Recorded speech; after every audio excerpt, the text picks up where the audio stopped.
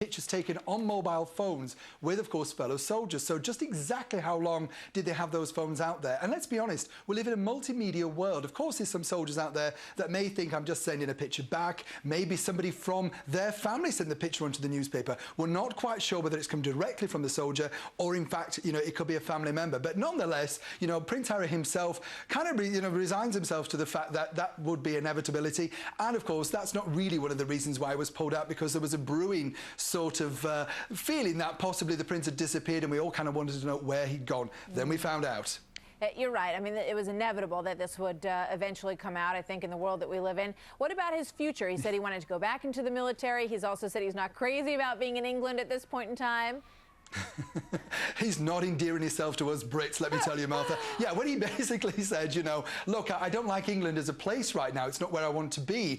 We kind of read that as kind of being a little bit, shall we say, less than Queen and Country, Right. We want him to be the heroic sort of soldier. Things like that. He hasn't really worked out for him in that front. What we do get reports of is the fact that he's a very unhappy prince, very bored, very now had a taste of action, really would like a little bit more, and we consequently think that he may disappear over to South Africa with the girlfriend Chelsea for a break and trying to sort of align himself, wondering what to do next. But the bottom line is he's very unhappy. Oh, you know what they say about idle hands.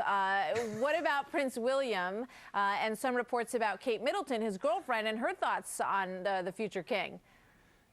Well, as you know, Martha, behind every good man there's an even better woman. Absolutely. And in that case, of course, of Prince, in the case of Prince William, basically she is not very keen on the prince now going out to war. I mean, it is a bit of a beating chest, boys' own thing, isn't it? The brother's done it, so he now would like to do it. She's basically saying, look, there's nothing she can do to stop him, but consequently it's not on top of her agenda. They were looking for a place to possibly live together. They are, in fact, possibly one of the first couples, royal couples at least, to actually live together without being married. So, a bit of a revelation there. That's a whole other story. But, Neil, if she wants to be the future Queen of England, it doesn't reflect too well on her to say that she'd rather he didn't go, right?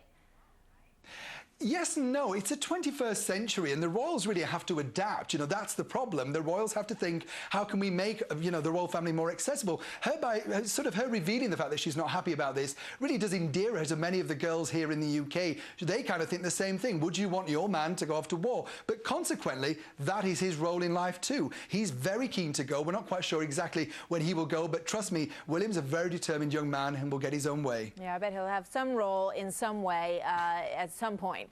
Would be my guess. What about Paul Burrell, the butler to Princess Diana? He said, he came back to the United States, said, I didn't really tell the whole story when I went to the Inquisition about Diana's death. And now there's some word out there. What's going to happen next?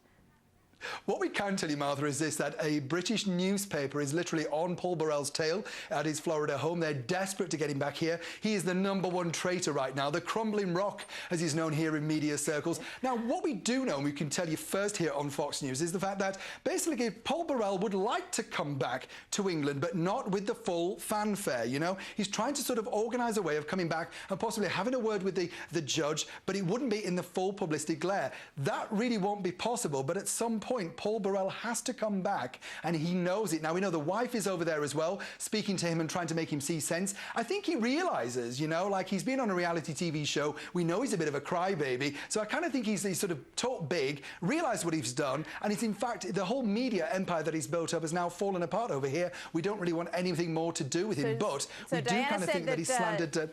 She said he was her rock, as you point out, and you guys are calling him the crumbling rock, so we'll see what happens with that one. Neil, thank you very much. Always a pleasure. Take care.